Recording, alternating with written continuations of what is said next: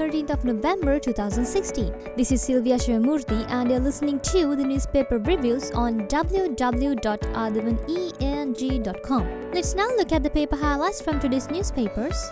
The top highlight in Sunday Times says, Airlines challenge border security deal. The Board of Airline Representatives in Sri Lanka is opposing a government proposal to award a 10-year contract to the multinational information technology company SITA for enhancing border security, a deal which industry sources say will earn far more revenue for the company than for the state.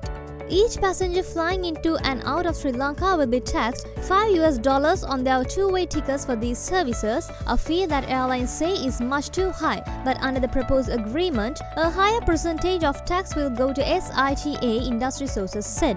The Civil Aviation Authority has already issued a directive with regard to the implementation of an advanced passenger processing and passenger name record project in Sri Lanka. Another highlight says, Budget under fire for offer to CTC. The government has committed a major faux pas in its fight against tobacco and alcohol consumption by seeking sponsorship from the Ceylon Tobacco Company as per a proposal in Budget 2017. Finance Minister Ravi Karunanikas's request for the Ceylon Tobacco Company to donate 500 million rupees to the Presidential Fund to be utilized by the Presidential Task Force for the anti-smoking campaign is in direct violation of Article 13 of the WHO Framework Convention on the Tobacco Control. Sri Lanka is one of the key signatories to this convention.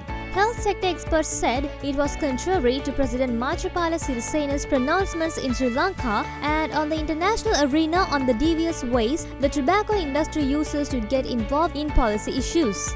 The highlight in the middle says, Carbon tax 2,000 rupees, smoke test on the house.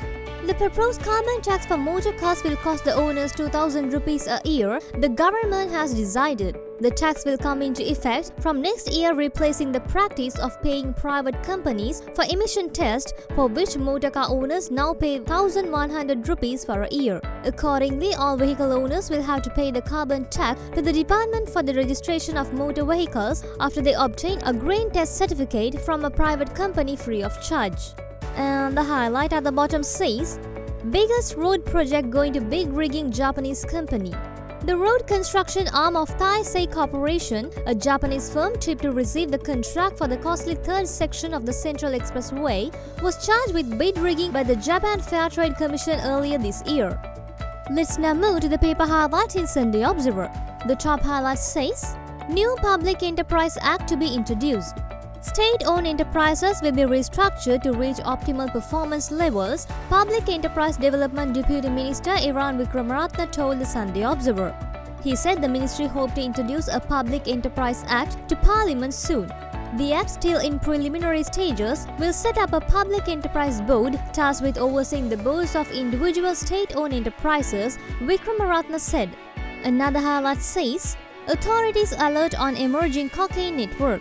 Government agencies engaged in combating drug trafficking are now on high alert about the emerging network in the Indian Ocean region to transport cocaine from the South American region to Europe. The highlight in the middle says, Government to call for solar power tenders. The government will be calling for tenders for the construction of 2 photovoltaic power stations of 10 megawatts each in the next 2 weeks. And the highlight at the bottom says, Trump meets Obama. US President Barack Obama shakes hands as he meets Republican President-elect Donald Trump on transition planning in the Oval Office at the White House on November 10th in Washington, D.C. And now let's move to the paper highlights in Ceylon today. The top highlight says, Trump and his global network, populism has triumphed over democracy. None in the world seem to have accepted US President-elect Donald Trump, although he is now the most powerful political figure on earth voted by the silent majority.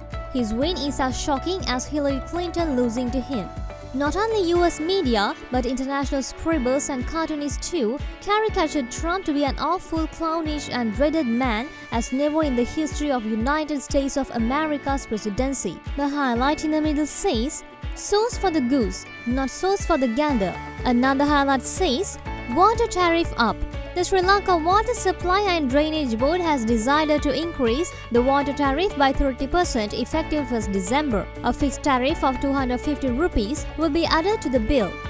And the highlight at the bottom says, Government expenditure to rise. Budget 2017 was presented by Finance Minister Ravi Karnanayaka a few days ago. According to budget estimates, the total expenditure of the government is expected to go up to 2,723 billion rupees from 2,328 billion rupees.